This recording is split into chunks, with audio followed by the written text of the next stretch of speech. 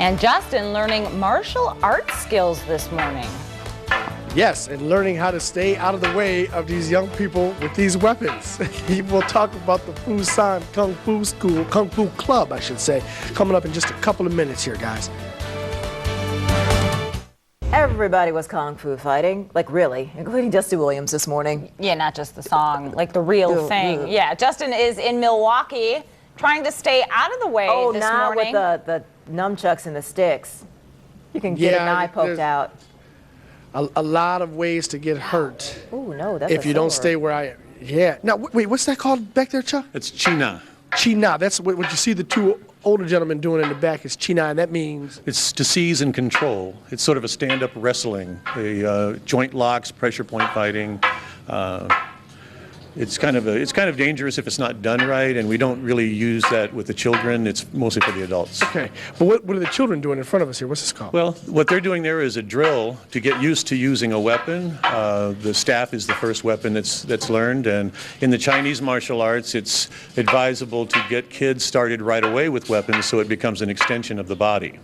Okay, so they become more familiar with it as they get older. They're so comfortable, it's like a longer arm. What's the young man doing with the sword? And Zion in the front is using a broadsword, and this is, again, another one of the weapons, a more advanced weapon than the stick. But again, when the kids start to learn weapons, they have to have permission from their parents to do so. Okay. It's not a requirement, but they're so much fun, I've never seen anyone not do them. So we were talking off camera about how this is, you said the only Kung Fu school or club that was started by kids? Right, well this is the Fusaan Kung Fu School, which I started to give a home to the Whitefish Bay Kung Fu Club, which is a club that was started by kids 18 years ago in my backyard. And the club just celebrated its 18th anniversary. They do lion dance and kung fu performances, and the money they receive they donate to charity.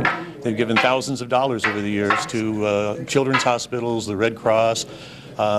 We did a lion dance where we're supposed to get money, and the kids donated $888 to the International Red Cross to aid tsunami victims a couple of years ago. So excellent. And the structure of leadership, you said, the way, explain that to us. Yeah, every 6 months we have a group called the 5 Tiger Generals, and every 6 months the kids move up the chain. So when one of the chairs is vacant, a new person comes in.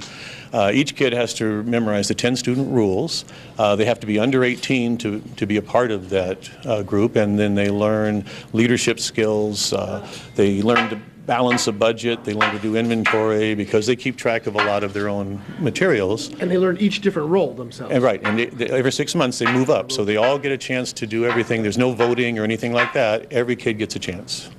And that's really, this is proof that all you really need is to give the kids a chance. We're going to be out here for another hour or so talking about the school here. This is the Fusaan Kung Fu School, and we'll show you more of what they're learning and teaching, and I'll maybe learn a few things here as soon as these people put the weapons down, Angelica, but for now we'll send it back to you, okay? All right, pretty cool stuff. Thank you, Justin.